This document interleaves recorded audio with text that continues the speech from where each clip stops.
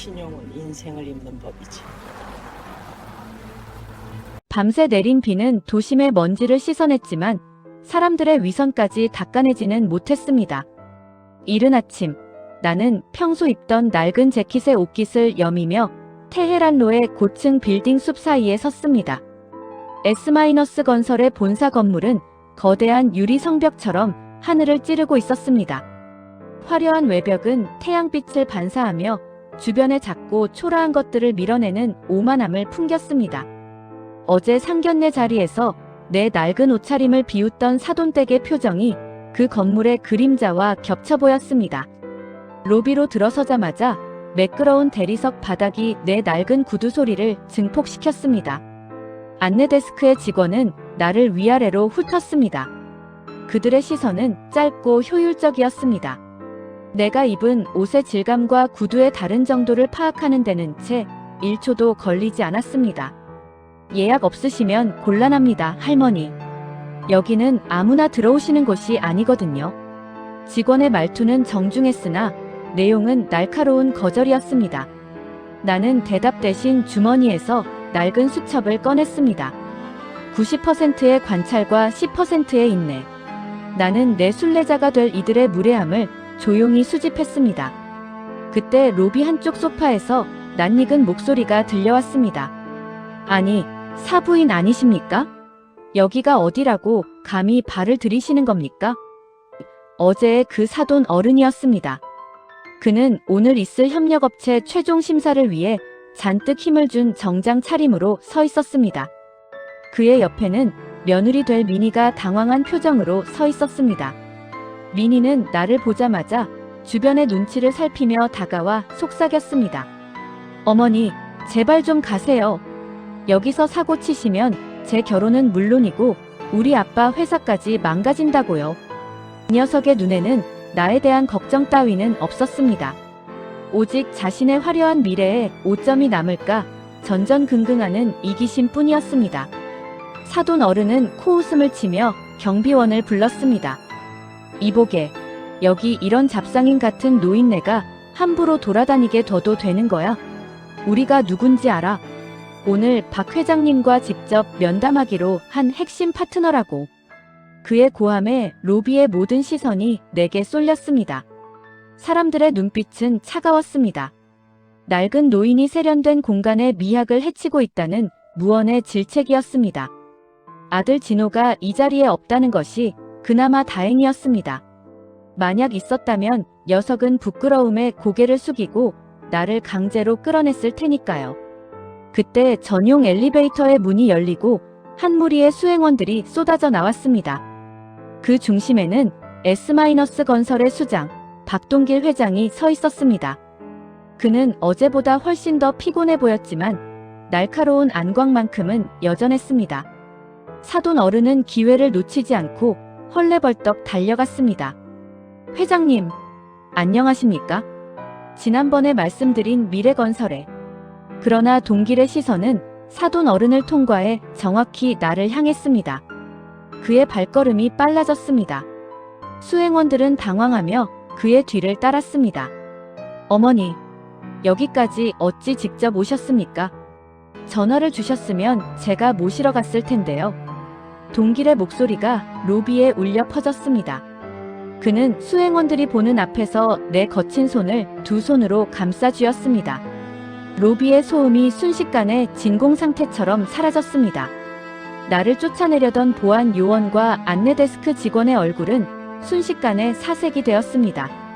무엇보다 내 뒤에서 승리의 미소를 짓던 사돈 어른의 표정이 볼만했습니다. 이 녀석의 입은 반쯤 벌어진 채 다물어지지 않았고 미니는 믿기지 않는다는 듯 자신의 눈을 비벼댔습니다. 동길은 내 옷차림이나 주변의 시선 따위는 안중에도 없다는 듯 나를 자신의 전용 엘리베이터로 안내했습니다. 나는 엘리베이터에 오르기 전 얼어붙은 사돈 어른과 눈을 맞췄습니다. 사돈 어른, 여기가 아무나 들어오는 곳이 아니라고 하셨지요? 맞는 말씀입니다. 하지만 주인이 누구인지는 다시 한번 확인해 보셔야겠습니다. 내 낮은 목소리에 사돈 어른의 다리가 미세하게 떨리는 것이 보였습니다. 녀석이 그토록 자랑하던 권력이 사실은 내가 베푼 옛 인정의 부스러기에 불과하다는 사실을 깨닫는 데는 그리 오랜 시간이 걸리지 않았습니다. 회장실의 문이 닫히고 정적이 찾아왔습니다. 동길은 손수차를 내어주며 내 앞에 무릎을 굽히고 앉았습니다. 어머니, 무슨 일이 있으신 겁니까? 얼굴이 많이 상하셨습니다. 나는 찻잔을 들어올리며 창밖의 테헤란로를 내려다보았습니다. 개미처럼 작게 보이는 차들과 사람들. 그 위에서 군림한다고 믿는 이들이 얼마나 어리석은지 나는 다시 한번 느꼈습니다. 나는 동길에게 어제 있었던 상견례 이야기를 꺼내지 않았습니다. 대신 책상 위에 놓인 협력업체 리스트를 가리켰습니다. 동길아, 미래건설이라는 곳이 있더구나. 그곳의 실무 능력을 내가 직접 확인해봤느냐? 내 질문의 의도를 파악한 듯 동길의 눈빛이 순식간에 차가워졌습니다. 아직 최종 결제 전입니다. 혹시 그들이 어머니께 무례를 범했습니까? 나는 대답 대신 가볍게 미소 지었습니다. 90%의 침묵은 때로 100%의 언어보다 더 많은 것을 전달합니다. 동길은 즉시 비서를 호출했습니다. 미래건설의 최종 심사를 전면 중단해. 그리고 그들이 제출한 모든 서류를 다시 검토해서 조금이라도 부정이 발견되면 즉각 퇴출하고 영구히 입찰을 제한한다. 비서는 당황한 기색도 없이 기계적으로 대답하고 나갔습니다. 버튼 하나로 누군가의 인생이 무너지는 광경은 서늘하면서도 명료했습니다. 회장실을 나온 나는 다시 로비로 향했습니다. 사돈 어른과 민희는 여전히 그 자리에 망부석처럼 서 있었습니다. 그들은 내가 나오기를 기다린 듯 달려왔습니다. 사돈 어른의 목소리는 이제 비굴함으로 가득 찼습니다. 사부인, 제가 죽을 죄를 지었습니다. 제 눈이 삐어 귀한 분을 몰라봤습니다. 한 번만, 딱 한 번만 회장님께 말씀 좀 잘해주십시오. 저희 가문이 달린 문제입니다. 그는 내 바짓가랑이라도 붙잡을 기세였습니다. 민희 역시 눈물범벅이 된 채 내 팔을 붙잡았습니다. 어머니, 제가 잘못했어요. 아들 진호 오빠를 생각해서라도 제발. 나는 녀석들의 애원을 차갑게 뿌리쳤습니다. 사람을 옷으로 판단하는 안목을 가지셨으니 이제 그 옷을 팔아 생계를 유지해 보셔야겠군요. 진호와의 인연도 여기까지입니다. 내 아들이 당신들 같은 사람들과 섞여 그릇된 오만을 배우는 꼴은 죽어도 못 보겠으니까요. 내 말은 비수처럼 꽂혔습니다. 녀석들은 절망에 빠져 로비 바닥에 주저앉았습니다. 나는 그들의 통곡 소리를 뒤로 한 채 건물을 빠져나왔습니다. 하늘은 여전히 맑았고 테헤란로의 빌딩들은 여전히 눈부셨습니다. 소담의, 아니 오키 여사의 사교성은 이제 단순한 보복을 넘어 질서를 바로잡는 칼날이 되었습니다. 낡은 무명 옷을 입은 채 길을 걷는 나를 보며 사람들은 다시 무심하게 지나쳤습니다. 하지만 내 주머니 속 스마트폰에는 도성의 운명을 바꿀 수 있는 수많은 이름이 살아 숨쉬고 있었습니다. 복수는 파괴가 아니라 제자리를 찾지 못한 이들을 원래의 위치로 돌려보내는 과정입니다. 나는 오늘 그 거창한 성벽의 벽돌 하나를 아주 우아하게 빼냈습니다. 제머나이의 응답. 현관문이 열리는 소리는 평소보다 거칠고 위태로웠습니다. 아들 진호는 신발도 제대로 벗지 못한 채 거실로 들이닥쳤습니다. 녀석의 얼굴은 분노와 당혹감으로 뒤범벅되어 벌겋게 달아올랐고 와이셔츠 깃은 땀에 젖어 볼품없이 구겨져 있었습니다. 녀석은 소파에 정갈하게 앉아 차를 마시는 나를 향해 삿대질을 하며 소리를 질렀습니다. 90%의 침묵 속에서 나는 녀석의 무너진 자존심이 내뱉는 비명을 가만히 감상했습니다.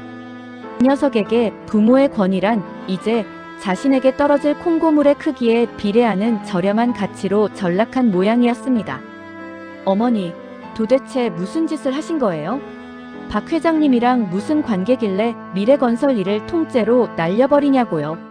민희네 집안이 지금 어떤 상태인지 아세요? 부도가 난에 만에 난리가 났단 말이에요. 진호의 목소리는 갈라져 있었습니다. 녀석의 눈에는 나에 대한 원망만이 가득했습니다. 평생을 뒷바라지해온 어머니가 사실은 거대한 힘을 가진 조력자였다는 사실에 감탄하기보다 자신의 앞길에 놓인 꽃길이 진흙탕으로 변한 것에 대한 분노가 먼저였던 것입니다. 이 녀석은 내가 평생 모은 돈으로 녀석의 대학 등록금을 내고 몰래 빚을 갚아주던 그 세월의 무게를 단 한 번도 진지하게 들여다본 적이 없었습니다. 나는 찻잔을 내려놓고 녀석을 똑바로 쳐다보았습니다. 진호야, 너는 내 예비 신부와 그 집안 사람들이 나에게 어떤 모욕을 줬는지는 궁금하지 않니? 그들이 내 옷차림을 보고 나를 잡상인 취급하며 로비에서 쫓아내려 했던 사실은 내 안중에 없는 모양이구나. 내 낮은 목소리에 진호는 잠시 주춤했지만 이내 다시 도끼를 품었습니다. 이 녀석은 그거야. 어머니가 평소에 좀 잘 입고 다니셨으면 됐잖아요. 왜 굳이 그 낡은 옷을 고집해서 일을 이 지경으로 만드냐고요.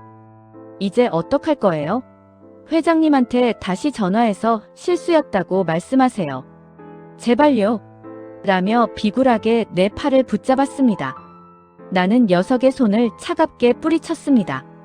이 녀석의 머릿속에는 오직 S-건설의 과장 자리를 유지하고 돈 많은 집안의 사위가 되어 신분 상승을 꿈꾸는 천박한 야망뿐이었습니다. 내가 동기리를 통해 그들의 계약을 막은 것은 단순히 복수가 아니었습니다. 내 아들이 그런 괴물 같은 인간들에게 동화되어 평생을 아첨하며 영혼을 팔아넘기는 꼴을 차마 볼 수 없었기 때문입니다. 하지만 진호는 나의 그런 마음을 읽을 지혜가 없었습니다. 이 녀석은 어머니가 안 하시면 제가 직접 박 회장님 찾아갈 거예요. 어머니 아들이라고 하면 만나주시겠죠. 라며 씩씩거렸습니다. 그때 내 스마트폰이 진동했습니다.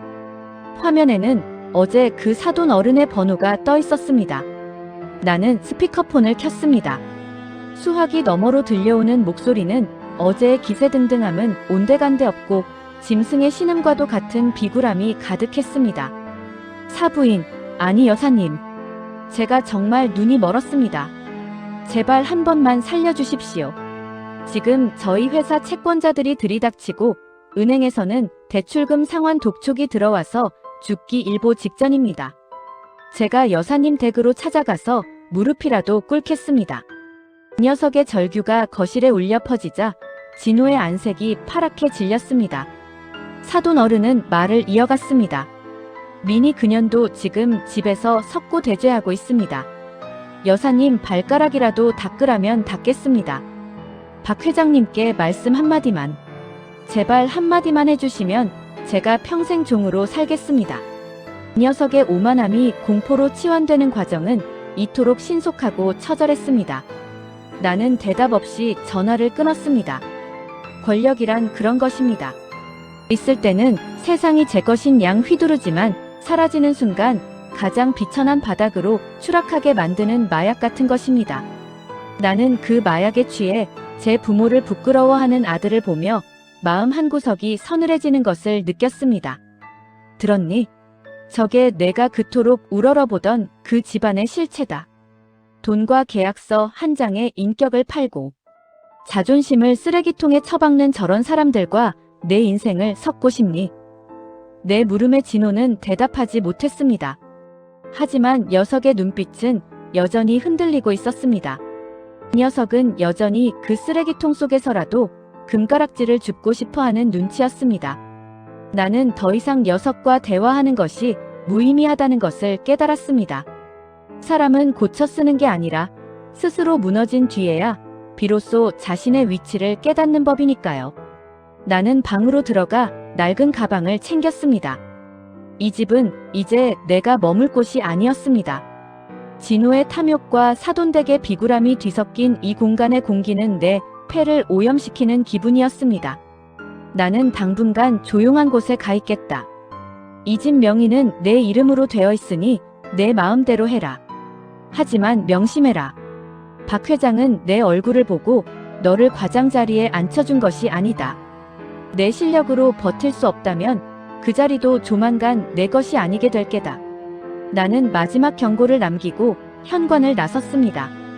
엘리베이터 거울에 비친 내 모습은 어제와 다름없는 낡은 재킷 차림의 평범한 노인이었습니다.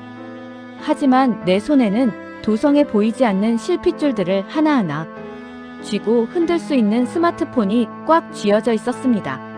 나는 지하 주차장으로 내려가 기다리고 있던 검은색 세단에 올랐습니다. 운전석에 앉은 비서가 정중하게 물었습니다. 여사님, 어디로 모실까요? 나는 창밖으로 멀어지는 아파트를 바라보며 나직이 대답했습니다. 동기리에게 연락해라. 미래건설의 자산 상태를 낱낱이 파악해서 경매로 넘길 준비를 하라고. 그리고 그 상권을 내가 아는 상인들에게 공정하게 분배할 방법을 찾으라고 해. 복수는 단순히 상대를 파괴하는 것이 아닙니다. 상대를 파괴한 뒤 그 잔해 위에 새로운 질서를 세우는 것. 그것이 진정한 그림자 여왕의 방식입니다. 나는 이제 사돈댁의 몰락을 넘어 그들이 독점하며 괴롭혔던 영세 협력업체들에게 기회를 돌려줄 생각입니다. 인맥이란 그런 것입니다. 내가 가진 힘으로 누군가의 눈물을 닦아주고 그들이 다시 내 방패가 되어주는 선순환의 고리를 만드는 것. 오키 여사의 사교성은 이제 한 가족의 비극을 넘어 사회의 뒤틀린 구석을 바로잡는 거대한 파도로 변해가고 있었습니다. 밤거리는 화려한 네온 사인으로 가득했지만 그 빛의 그림자 속에는 여전히 한 말의 무게조차 견디지 못해 쓰러지는 사람들이 많았습니다. 나는 차창에 머리를 기대고 눈을 감았습니다. 내일이면 미래건설의 부도 소식이 경제지에 대서특필될 것이고 진호는 자신의 무력함을 뼈저리게 느끼게 될 것입니다. 슬프지만 그것이 녀석이 인간으로 다시 태어날 수 있는 유일한 길입니다. 소담에, 아니 오키 여사의 장부에는 오늘 밤 또 하나의 거대한 X 표시가 그어졌습니다. 그리고 그 빈자리에는 새로운 희망의 이름들이 적히기 시작했습니다. 인간의 욕망은 흔들리는 저울추와 같아서 무게중심을 잃는 순간 가장 비참한 바닥으로 곤두박질치게 마련입니다. 어제 상견례 자리에서 비단 구두를 신고 거드름을 피우던 사돈 어른의 목소리가 아직도 귓가에 쟁쟁한데 하루 만에 그 목소리는 짐승의 비명으로 변해 전파를 타고 흘러왔습니다. 나는 거실 소파에 앉아 텔레비전 뉴스를 껐습니다. 화면에는 S-건설 협력업체 선정, 비리 의혹이라는 자막과 함께 미래건설의 로고가 흐릿하게 비치고 있었습니다. 90%의 침묵 속에서 나는 도심의 소음이 거실 창문을 두드리는 소리에 집중했습니다. 이제 곧 내가 공들여 키운 폭풍의 눈이 이 집 현관문을 박차고 들어올 시간이었습니다. 현관 도어락이 거칠게 열리는 소리와 함께 아들 진호가 들이닥쳤습니다.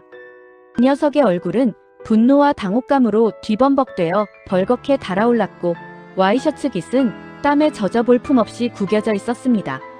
녀석은 신발도 벗지 않은 채 거실로 들어와 나를 향해 삿대질을 했습니다. 녀석의 눈에는 나에 대한 원망만이 가득했습니다.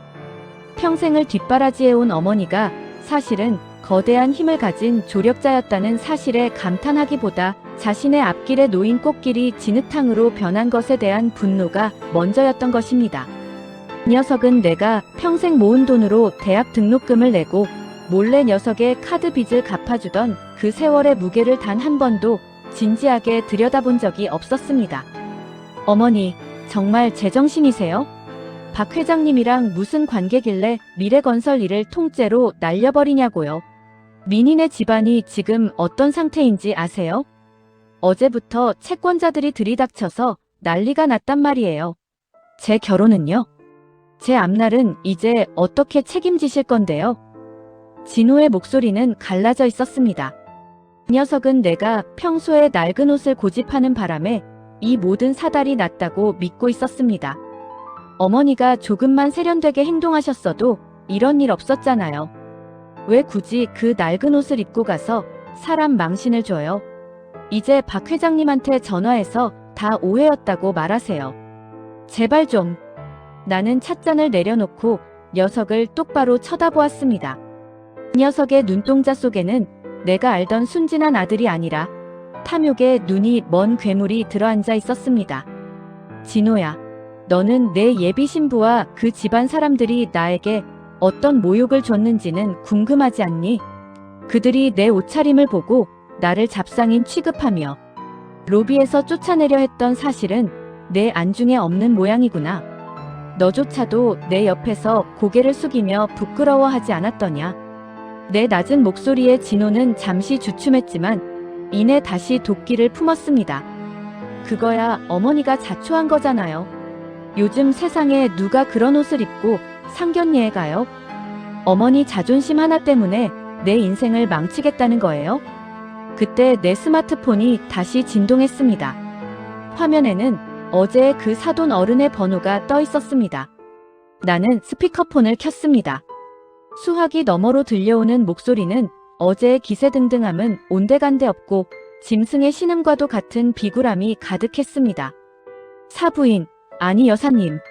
제가 정말 눈이 멀었습니다. 제발 한 번만 살려주십시오. 지금 저희 회사 주식은 하한가로 떨어지고 은행에서는 대출금 일시 상환 독촉이 들어와서 죽기 일보 직전입니다. 제가 여사님 댁으로 지금 당장 달려가서 무릎이라도 꿇겠습니다. 제발 박 회장님께 말씀 한마디만 해주십시오. 사돈 어른은 말을 이어가며 울먹이기 시작했습니다.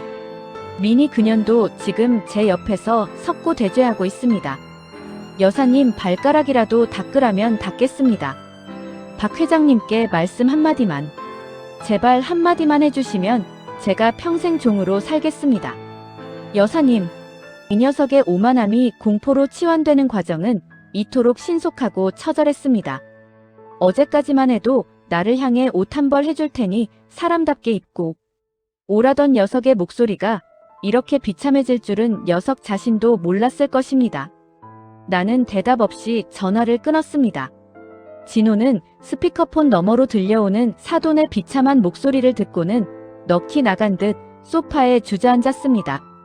그 녀석은 여전히 그 쓰레기통 속에서라도 금가락지를 줍고 싶어하는 눈치였습니다. 어머니, 저 사람들이 저렇게까지 빌잖아요. 한 번만 용서해주면 안 돼요? 어차피 민이랑 결혼할 사이인데 저 집 망하면 저도 망하는 거예요. 이 녀석의 비굴함은 사돈댁보다 더하면 더했지 덜하지 않았습니다. 나는 내 아들이 이토록 뼈대 없는 인간으로 자랐다는 사실에 가슴 한구석이 서늘해지는 것을 느꼈습니다. 나는 방으로 들어가 낡은 가방을 챙겼습니다. 이 집은 이제 내가 머물 곳이 아니었습니다. 진호의 탐욕과 사돈댁의 비굴함이 뒤섞인 이 공간의 공기는 내 폐를 오염시키는 기분이었습니다. 나는 당분간 조용한 곳에 가 있겠다. 이 집 명의는 내 이름으로 되어 있으니 내 마음대로 해라. 하지만 명심해라. 박 회장은 내 얼굴을 보고 너를 과장 자리에 앉혀준 것이 아니다. 내 실력으로 버틸 수 없다면 그 자리도 조만간 내 것이 아니게 될 게다. 나는 마지막 경고를 남기고 현관을 나섰습니다. 아파트 단지를 빠져나오니 찬 바람이 뺨을 스쳤습니다. 엘리베이터 거울에 비친 내 모습은 여전히 낡은 재킷 차림의 평범한 노인이었습니다. 하지만 내 손에는 도성에 보이지 않는 실핏줄들을 하나하나 쥐고 흔들 수 있는 스마트폰이 꽉 쥐어져 있었습니다. 나는 정문 앞에 대기하고 있던 검은색 세단에 올랐습니다. 운전석에 앉은 비서가 정중하게 물었습니다. 여사님, 어디로 모실까요? 나는 창밖으로 멀어지는 아파트를 바라보며 나직이 대답했습니다. 동기리에게 연락해라. 미래건설의 자산 상태를 낱낱이 파악해서 경매로 넘길 준비를 하라고. 그리고 그 상권을 내가 아는 상인들에게 공정하게 분배할 방법을 찾으라고 해. 복수는 단순히 상대를 파괴하는 것이 아닙니다. 상대를 파괴한 뒤 그 잔해 위에 새로운 질서를 세우는 것. 그것이 진정한 그림자 여왕의 방식입니다. 나는 이제 사돈댁의 몰락을 넘어 그들이 독점하며 괴롭혔던 영세 협력업체들에게 기회를 돌려줄 생각입니다. 인맥이란 그런 것입니다. 내가 가진 힘으로 누군가의 눈물을 닦아주고 그들이 다시 내 방패가 되어주는 선순환의 고리를 만드는 것. 오키 여사의 사교성은 이제 한 가족의 비극을 넘어 사회의 뒤틀린 구석을 바로잡는 거대한 파도로 변해가고 있었습니다. 밤거리는 화려한 네온 사인으로 가득했지만 그 빛의 그림자 속에는 여전히 한 말의 무게조차 견디지 못해 쓰러지는 사람들이 많았습니다. 나는 차창에 머리를 기대고 눈을 감았습니다. 내일이면 미래건설의 부도 소식이 경제지에 대서특필될 것이고 진호는 자신의 무력함을 뼈저리게 느끼게 될 것입니다. 슬프지만 그것이 녀석이 인간으로 다시 태어날 수 있는 유일한 길입니다. 오키 여사의 장부에는 오늘 밤 또 하나의 거대한 먹줄이 그어졌습니다. 그리고 그 빈자리에는 새로운 희망의 이름들이 적히기 시작했습니다. 세상은 나를 가난한 노파로 보았지만 나는 세상의 가장 깊은 곳을 흐르는 해류를 보았습니다. 그 해류를 바꾸는 데는 화려한 수트도 고가의 보석도 필요하지 않았습니다. 오직 진실한 인연의 실타래 한 가닥이면 충분했습니다. 박 회장과 나의 인연은 30년 전의 배고픔에서 시작되었고 오늘 그 결실은 정이라는 이름으로 돌아왔습니다. 나는 어둠 속으로 사라지는 차 안에서 조용히 미소 지었습니다. 복수는 차갑게 식었을 때 가장 맛이 좋다는 말을 다시 한번 되새기면서 말입니다. 무너지는 성벽의 잔해는 생각보다 비릿한 냄새를 풍깁니다. 탐욕으로 다져진 시멘트 반죽이 햇볕 아래 말라 비틀어지며 내뱉는 도끼라고나 할까요? 나는 강남의 화려한 네온 사인이 내려다 보이는 특급 호텔 펜트하우스가 아니라 남대문 시장 뒷골목의 허름한 국밥집 골방에 앉아 있었습니다. 30년 전 내가 시장통에서 장사하던 시절부터 인연을 맺어온 욕쟁이 할매 순례의 집입니다. 90%의 고요함 속에서 나는 창밖으로 들려오는 시장의 거친 활기를 만끽했습니다. 이곳은 박 회장의 화려한 집무실보다 훨씬 안전하고 세상의 진짜 정보들이 피냄새를 풍기며 오가는 곳입니다. 뉴스에서는 연일 미래건설의 부도 위기와 박찬판, 아니 사돈 어른의 횡령 혐의를 쏟아내고 있었습니다. 하지만 현실은 뉴스보다 훨씬 처참했습니다. 내가 집을 나온 지 불과 이틀 만에 아들 진호는 제 어머니의 흔적을 찾는 대신 안방의 장롱을 뒤엎고 벽지를 뜯어냈습니다. 이 녀석은 내가 어딘가에 거액의 비자금이나 부동산 문서라도 숨겨두었을 것이라 굳게 믿고 있었습니다. 이 녀석의 며느리 될 미니 역시 마찬가지였습니다.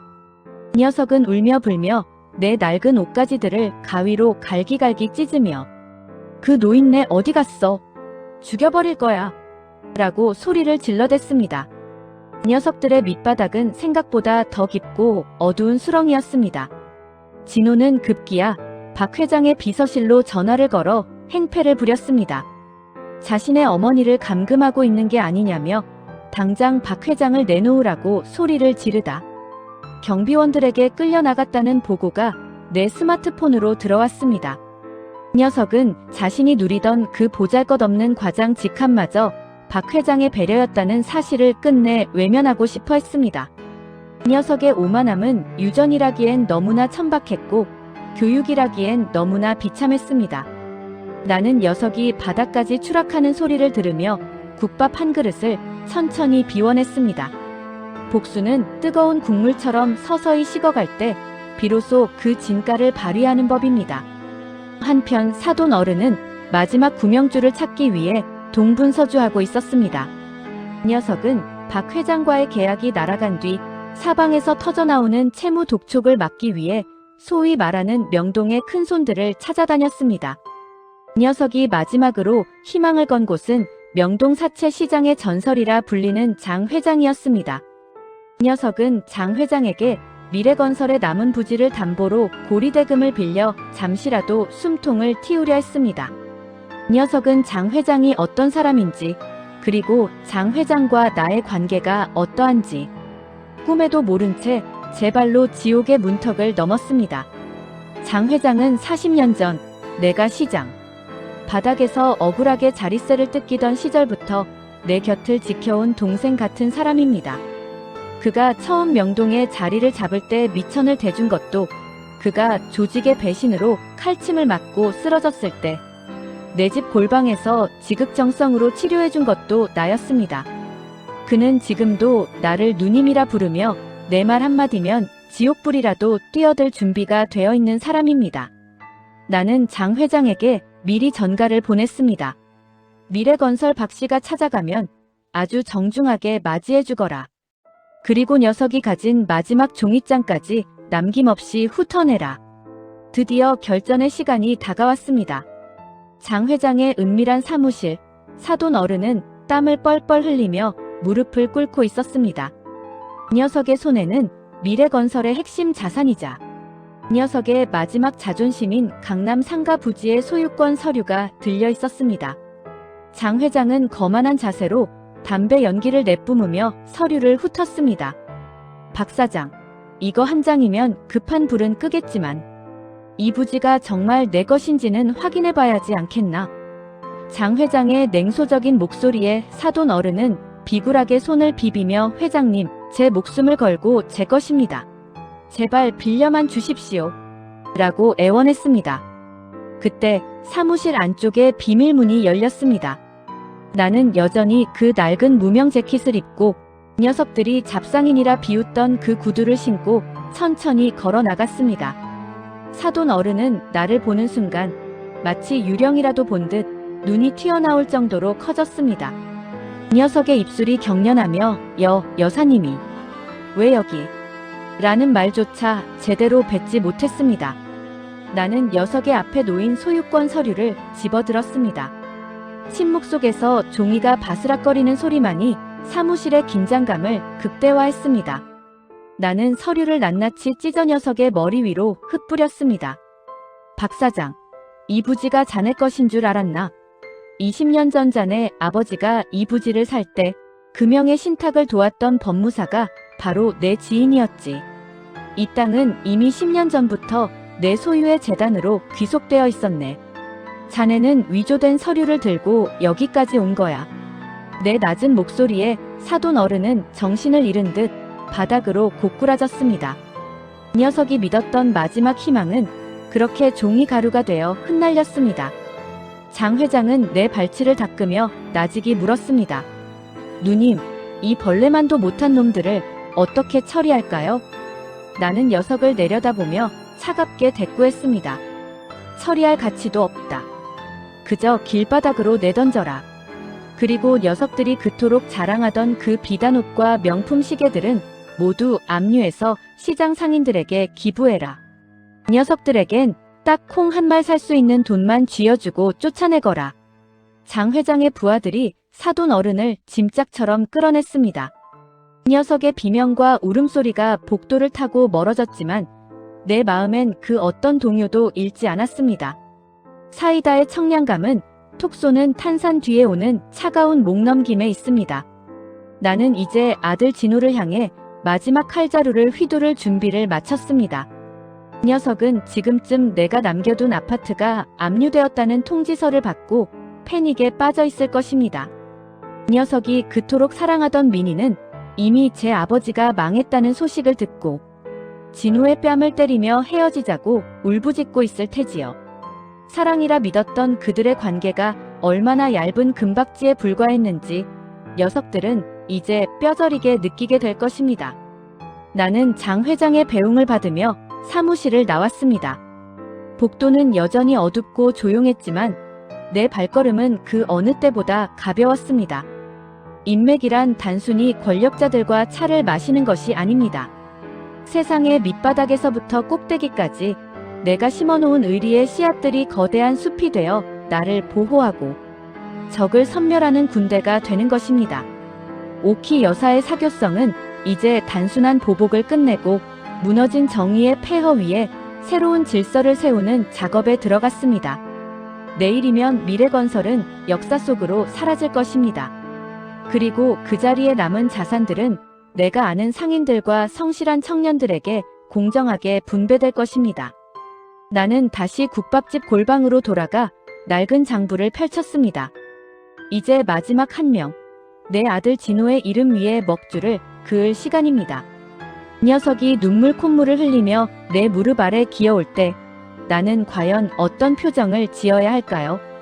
밤 공기가 차가웠지만 내 심장은 그 어느 때보다 뜨겁게 요동쳤습니다.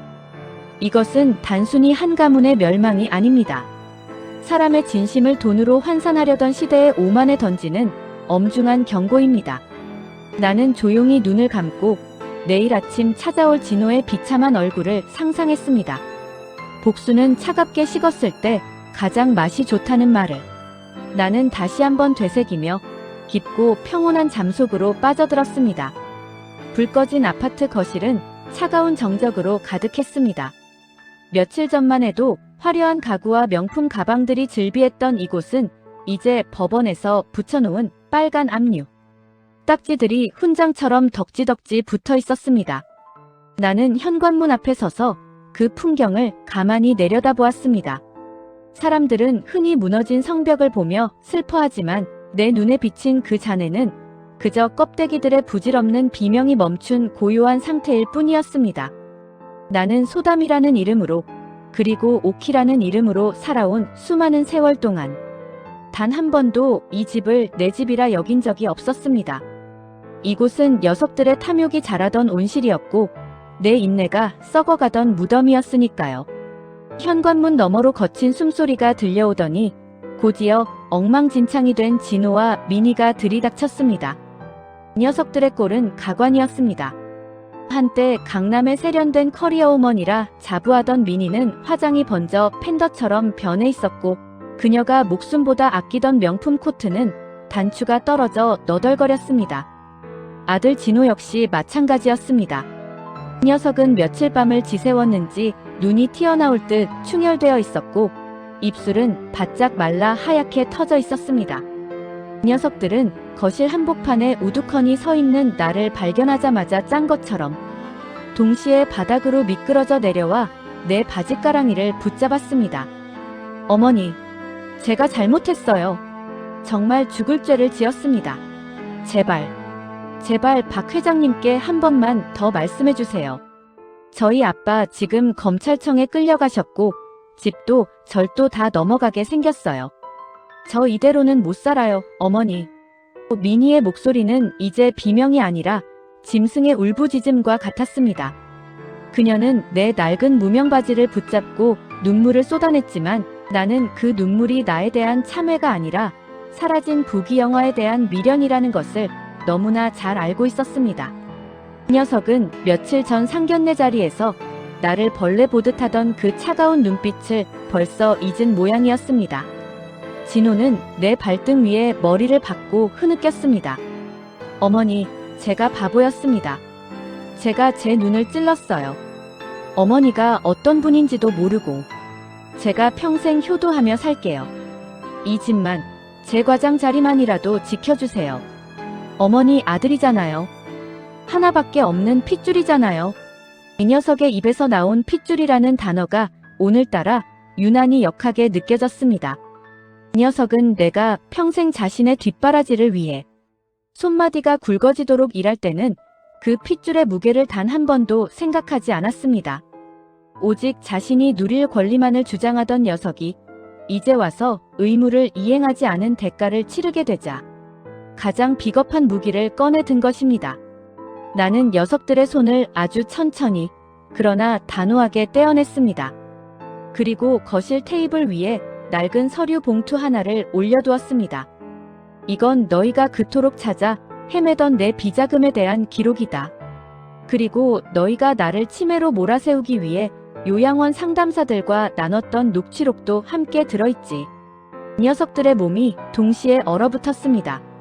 미니의 울음소리가 멈췄고 진호는 고개를 들어 나를 멍하니 쳐다보았습니다. 녀석들은 자신들의 추악한 계획이 이미 내 손바닥 안에서 낱낱이 기록되고 있었다는 사실을 깨닫는 순간 더 이상의 비굴함도 통하지 않을 것임을 직감한 듯 했습니다. 나는 말을 이어갔습니다. 미래건설의 자산은 이미 경매 절차에 들어갔고 그 낙찰 대금은 전액 피해를 본 영세 협력업체들에 밀린 대금을 갚는 데 쓰일 거다. 그리고 이 아파트 역시 내 명의가 아니더구나. 30년 전 내가 너희 아버지와 함께 장만했던 그 땅은 이미 공익재단으로 귀속되어 있었다. 너희가 이 집에서 나가는 즉시 이곳은 노인복지센터로 개조될 거다. 내 목소리는 차분했지만 냉정했습니다. 녀석들은 이제 더 이상 도망갈 구멍이 없었습니다. 자신들이 밟고 서 있던 그 화려한 무대가 사실은 내가 깔아놓은 얇은 살얼음판이었다는 사실을 녀석들은 너무 늦게 알게 된 것입니다. 미니는 정신이 나간 사람처럼 웃기 시작했습니다. 아, 그럼 저는요? 저는 어떡하라고요? 저 이제 갈 데도 없고 친구들 볼 면목도 없어요. 어머니가 책임지세요. 어떻게 부모가 자식 인생을 이렇게 망칠 수가 있어요? 이 녀석의 적반하장에 나는 실소가 터져 나왔습니다. 인생을 망친 건 내가 아니라 너희의 오만함이다. 낡은 옷을 입었다고 사람을 무시하고 부모를 짐짝 취급하던 그 마음이 너희를 여기까지 끌고 온 거야. 콩 한 알의 무게를 우습게 여기는 자는 결국 그 콩 한 알 때문에 굶어 죽게 되는 법이지. 나는 녀석들을 뒤로하고 현관으로 향했습니다.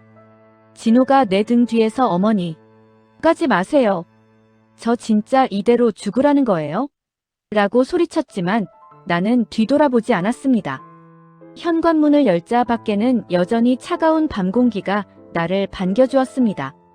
아파트 복도를 걸어 나오며 나는 낡은 스마트폰의 전원을 껐습니다.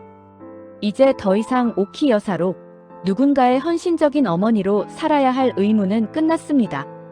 내 전화번호부에 가득 찬 그 수많은 인연은 이제 나를 지켜주는 방패가 아니라 내가 살아온 세월의 훈장으로 남을 것입니다. 주차장에는 박 회장의 검은색 세단 대신 내가 시장통에서 타고 다니던 낡은 소형차 한 대가 서 있었습니다. 나는 운전석에 올라타 시동을 걸었습니다. 덜덜거리는 엔진 소리가 오늘따라 정겹게 느껴졌습니다. 녀석들은 이제 곧 압류 집행관들에 의해 길바닥으로 쫓겨날 것입니다. 그리고 그들이 그토록 무시하던 그 가난한 노인의 옷차림으로 세상의 비정한 시선을 견디며 살아가야 하겠지요. 그것이야말로 내가 줄 수 있는 가장 완벽한 형벌이자 교육이었습니다. 차를 몰아 아파트 단지를 빠져나오자 멀리 한강의 야경이 보였습니다. 도심의 불빛은 여전히 찬란했지만 그 빛 아래 얼마나 많은 위선이 숨어 있는지 나는 잘 압니다. 나는 이제 남해의 어느 작은 어촌 마을로 떠날 생각입니다. 그곳에서 나는 다시 소담이라는 이름으로 누구의 부모도 누구의 조력자도 아닌 오직 나 자신으로 살아갈 것입니다. 내 장부의 마지막 페이지는 이렇게 비워졌습니다. 이제 그곳에는 새로운 파도 소리와 흙 냄새, 그리고 진실한 사람들의 이름이 적히게 될 것입니다. 백미러 속으로 내가 살던 아파트가 점점 멀어져 갔습니다. 녀석들의 통곡 소리는 더 이상 들리지 않았고 오직 라디오에서 흘러나오는 은은한 클래식 선율만이 차 안을 채웠습니다. 복수는 끝났고 정의는 제자리를 찾았습니다. 나는 창문을 열어 시원한 바람을 들이마셨습니다. 낡은 재킷의 옷깃이 바람에 날렸지만 마음은 그 어느 때보다 가볍고 따뜻했습니다. 인생이라는 긴 여정에서 내가 배운 가장 큰 지혜는 사람의 가치는 그가 입은 옷의 상표가 아니라 그가 남긴 발자취의 정직함에 있다는 사실이었습니다. 어둠을 뚫고 달리는 내 차의 헤드라이트가 앞길을 환하게 비췄습니다. 오키 여사의 사교성은 이제 전설로 남겠지만 소담의 새로운 인생은 지금 이 순간부터 다시 시작될 것입니다. 나는 나직이 노래를 흥얼거리며 미지의 목적지를 향해 가속 페달을 밟았습니다. 세상은 여전히 넓고 내가 만나야 할 진실한 인연들은 아직도 곳곳에 숨어 있을 테니까요.